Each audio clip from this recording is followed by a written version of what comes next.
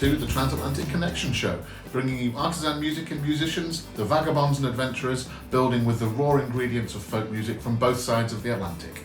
I am Chris The Bish Lydon, and this week, our vagabond is Mal MacWatt, a Scottish musician who is passionate about exploring connections between American music and his own heritage. Mal shares with us his song, The Crofter and the Cherokee. On the scene this week, we chat to Simon Bird, who has just launched his new radio station, Arc Radio, and I talk a little bit about the house band, The Long Road's latest single, If There's a God Out Here. This is the Transatlantic Connection Show. Steve Bonham starts his chat with our vagabond by asking about that conversation between American music and British house music. What makes that special? I'm going to hand over to Steve.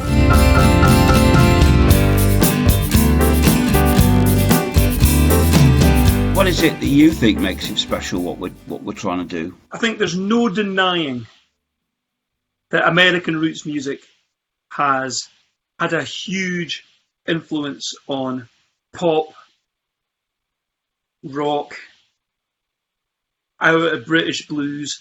I think the whole roots scene. But at the same time, I think what's less talked about is the influence that I think British culture and heritage had on that American sort of roots music in the first place. Americans have to admit that they're all, with the exception of the First Nations, they're all immigrants.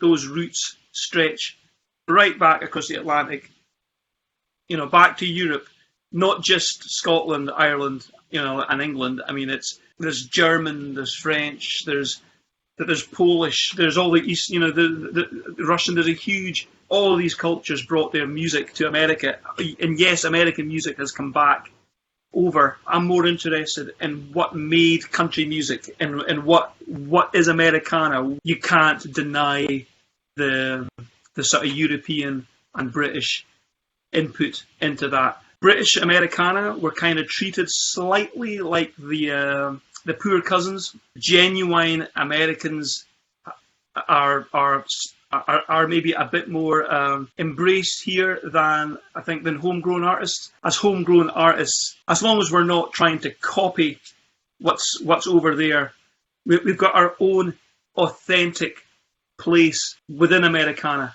and it's undeniable. I think the idea of Anglo-Americana, it's got authenticity, and it's and because of that, it's something that I feel really comfortable with. I think with this Anglo-Americana idea, it allows me a chance to sing in my own accent sometimes, and to have and to put my own heritage into a musical form that I absolutely adore. I adore American roots music. I love it. It gives me a way into something that feels like I'm at home, and it feels I'm comfortable in it. And here Steve and Mal talked about Mal's recent EP called Scale, and Steve asked what was coming up on the horizon. I sent Scale to a radio station in Canada. They put me in touch with a guy who had access to a little bit of arts funding, but I had to write something that had a Canadian element to it, a Canadian-Scottish link, which I've done. I've written a song called John Muir's Welcome Home, about this amazing explorer called John Muir, who'd played an absolutely crucial part in discovering the Northwest Passage. He was never credited for it. He discovered what had happened to an earlier expedition called the Franklin Expedition. Oh, yeah. Which, I think it was about 130 Royal Navy sailors were lost. They didn't know what happened to them, so there was a big reward sent out. So John Muir, at the time, he was from Orkney, a Scottish doctor. He'd gone out to Canada. The guy's a bushcrafting legend. This was one of the few white guys at that time in history who was very prepared to learn from the Inuit and the First Nations people. He was asked by the Hudson Bay Company if he would consider being part of this project to sort of map the area as part of this plan to find the Northwest Passage. Whilst doing it, he discovered what happened to the Franklin expedition. That basically, these guys, these incredibly brave and sailors, they'd pretty much starved to death and had resorted to cannibalism. When he reported that back to the Admiralty, he was just vilified. There was no way that a good Englishman would ever eat another Englishman. It was just, it must have been those savage, Eskimos that would have done that sort of stuff. And then I think about 40 or 50 years ago, they actually found a lot of the bodies and a lot of the guys, and they found the ships where he pretty much predicted where everything would be, and so he was everything he'd said was sort of vindicated. But for him, it was too late because he died in disgrace, and it's only recently he's been recognised. So I'm going to do an album of and kind of extend scale a little bit into maybe 9 or 10 songs. Scales are kind of stands alone in the sense that it's a particular place, a particular time. So these other stories they have a similar vein in terms of travel and exodus and people moving around, but they're not all from the same time. But they're all American, and they all have that sort of Scottish kind of American connection. So I'm really looking forward to doing that. We're going to finish here with another of the songs, which is from the EP, Crofter and the Cherokee, and I'm very fond of it because it comes from it's based in a part of the world I know really well, having trekked through it. So can I thank you for taking part in this, and it's been really great fun. Lots of things. Let's keep going onwards, mate. Let's hear the song. Thanks, Steve. Standing here in Dalton, Georgia, looking back and looking east, I know there's a big white ocean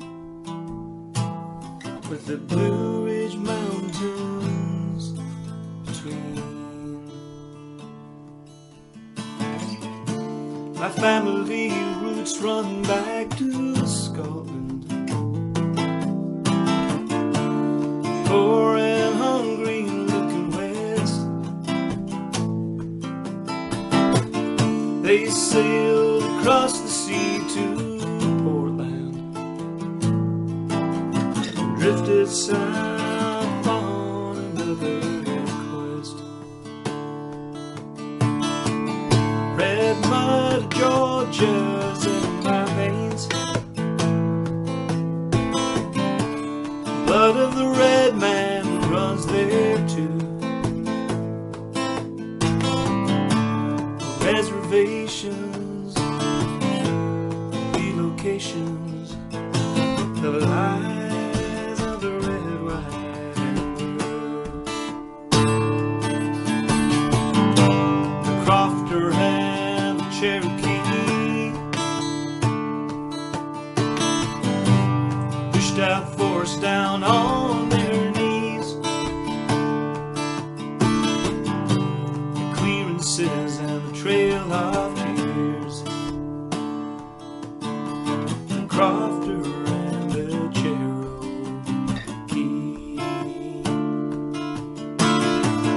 Bird said a man's a man for all that.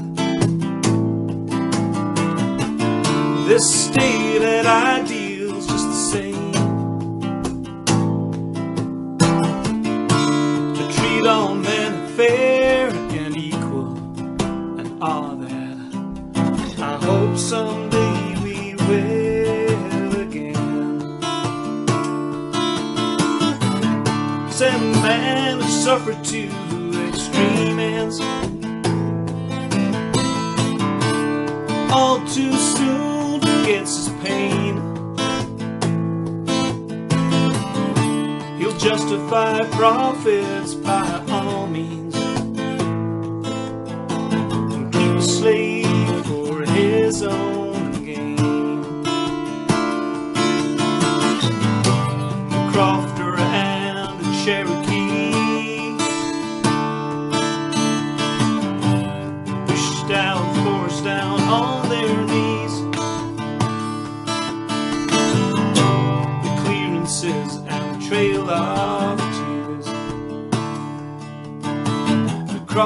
and a Cherokee.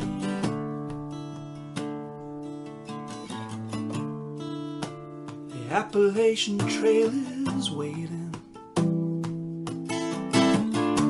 from Georgia up the coast to Maine.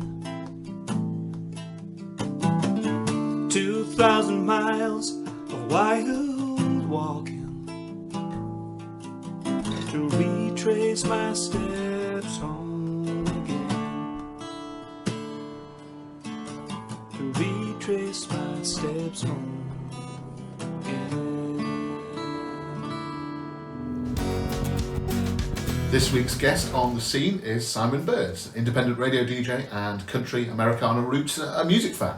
Simon had a chat with our own Steve Bonham a few weeks ago over Zoom, and Steve started off asking Simon how he ended up where he is in the radio scene, and it sounds like it started off with a one-off interview with an unsigned artist called Sinead Burgess, and then Simon did some more interviews with unsigned people, just started to get a foot in the door really, almost by accident. In 2018 he took on a live 3-hour weekly show on Red Road FM, and Steve and Kev from The Long Road were guests relatively early on in that show's existence, and now Simon has, just in the last couple of days, he's launched his own radio station called Arc Radio. Check it out, arcradio.online.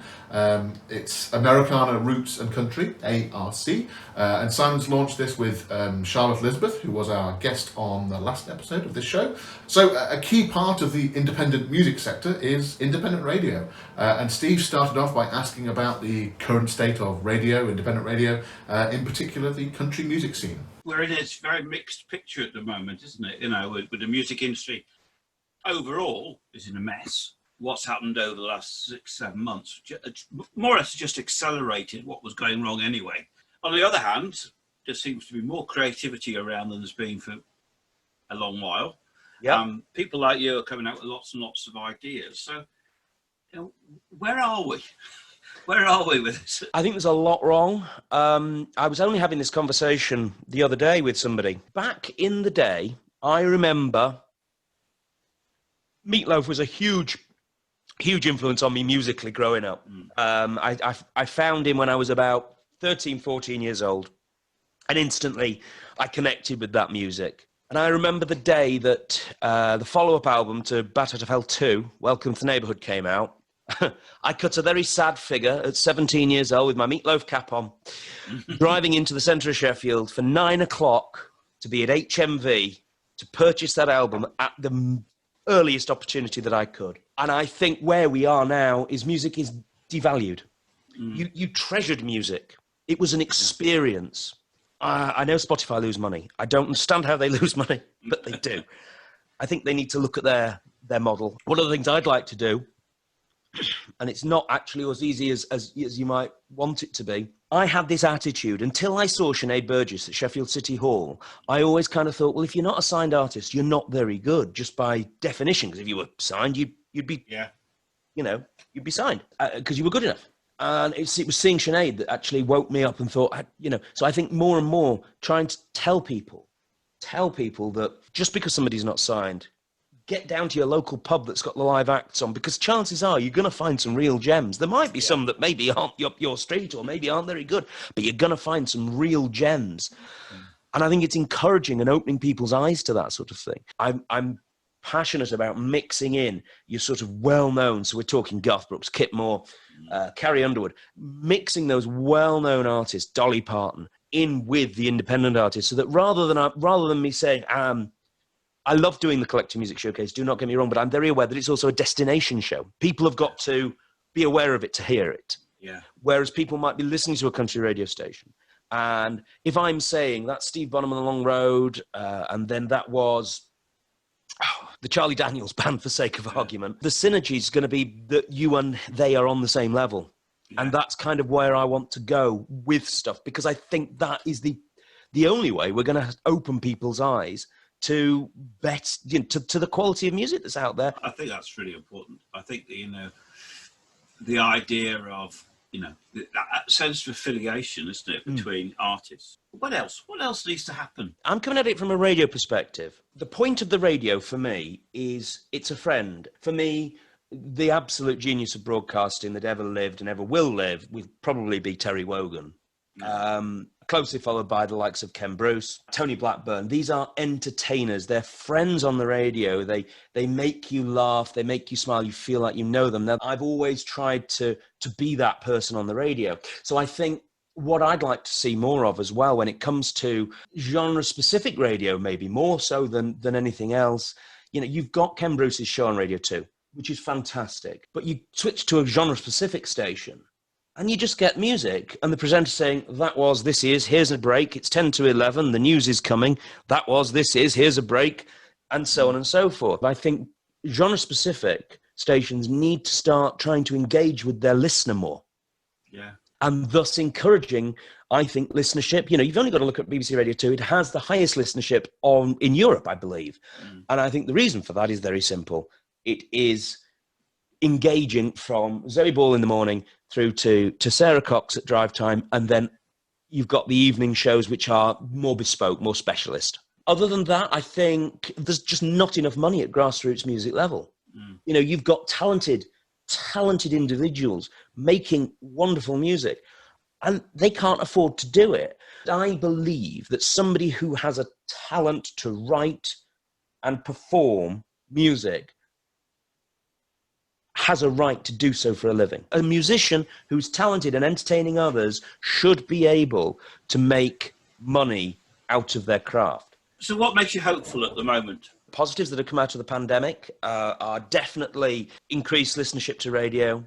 I think Spotify streams have gone up, which, okay, maybe that's not paying the artist, but it is actually giving exposure, that word of, you know, I can pay me rent in exposures and all that sort of thing. Personally, one of the real positives is the quality of the music that's coming out and has come out over the last 6-8 months has been stunning, considering that they've been written, recorded and what have you in lockdown as well. It's just another testament to how good it is. I still feel I'm going to say the independent music scene rather than the country music scene in the UK, but the sort of independent grassroots music. So I'm talking like the Roots, the Americana, the country, that sort of genre music that matters. I still feel we're on a precipice. I still feel there's more to come.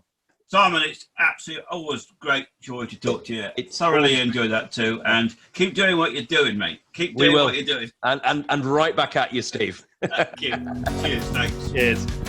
So this week I'm going to zoom in a little on the latest single called If There's a God Out Here from the house band The Long Road, which is out now, available on iTunes, Spotify, Amazon, etc., all the usual digital stores, but also on the more independent artist-friendly Bandcamp. So head to thevagabondway.bandcamp.com and you can get the single and all our other recent music, singles, EPs, albums, as digital downloads or, in some special cases, physical editions, CDs and vinyl. But today's focus, If There's a God Out Here, was born during Steve's trek last year through Appalachia and finding out about the people who live in that area. And there's a great chunk of the population who live with addiction, specifically addiction to painkillers. The area historically had lots of manual labour jobs, you know, lumberjacks, mining, farming, and I suppose just through day-to-day activity people would get injured and might be prescribed painkillers for that. But then perhaps it's in the drug company's interests financially for people to perhaps be over-prescribed those painkillers, leading to addiction. This escalates to the point where now in the backwoods and the mountains of Appalachia, a step up from mere moonshine, it's hillbilly heroin, and it's being cooked. Crystal meth, one of the most addictive drugs out there. Contrast this abject desperation and poverty with the pristine white-painted Baptist churches of the region with their comparative wealth, and it makes for quite the provocation, which is what this song is all about, really. Musically, the song is pushing our boundaries as a band, which I think you'll hear immediately in the opening seconds, but all the way through we try to push outwards, really trying to link up words with the sound world and the meaning of the words. In many ways it's an angry song, but it's completely rooted in the real life struggles of people in that part of the world. I'm going to play you the video for the song in just a moment. So If There's a God Out Here is from The Long Road's new EP, which comes out this Friday, in fact, 30th of October 2020, and this EP is called Out of the Darkness. There are 4 tracks on it: On a Bridge Across the River, which Steve spoke about on this show a few episodes ago, If There's a God Out Here, and then 2 more songs: Waiting on a Storm, someone who realises that things are going to catch up with them, and do you a secular prayer, if you like, about how you choose to continue in the face of adversity. As with all of our music, we hope that it connects with people. The songs are based on real life experiences, and they mean things to us. So if there's a God out here, the video for this has been created by our own Kev Moore, and it is quite the journey, just like the song itself. I'd say brace yourselves, to be quite honest. Here it is, If There's a God Out Here.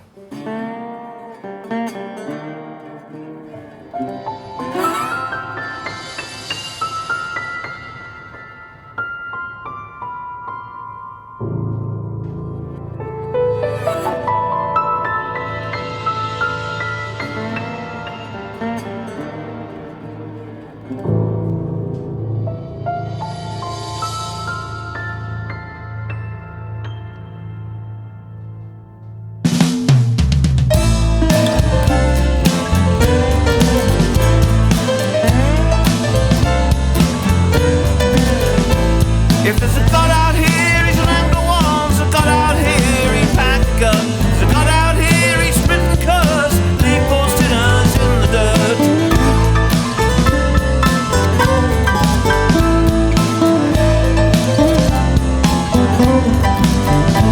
If there's a God out here, he's lost control, taking the weed from darkened souls. There's a God out here, he threw the fight, closed the door, turned off the light. Down in the old dark night, tearing at the shut sea, cutting down the once proud pine, drowning them in the mountain sun. Let the lightning strike as the heart gone wrong. Let the lightning strike when the work is done. Close the book before it's read. Bury a man before he's dead.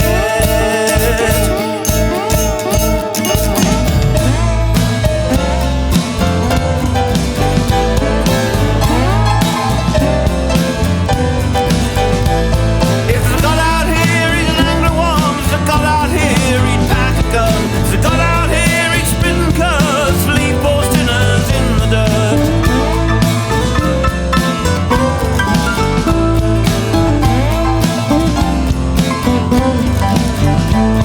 If there's a God out here, he's lost control, taking the weed for God's souls. If there's a God out here, he threw the fight, closed the door, turned off the light. Like the sing and birds do rise, to stir the earth like lovers do, to reach and touch the bluest sky, a fragile day to start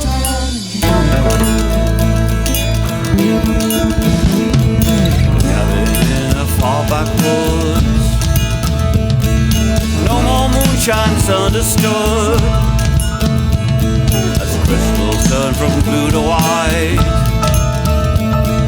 Satan's laughter with pure delight. If there's a God out here, he's an angry one. There's a God out here, he'd pack a gun. There's a God out here, he's spitting curs. Leave poor sinners in the dirt. There's a God out here, he's lost control, taking the weed for God's soul. God out here, he threw the fight, closed the door, turned off the light.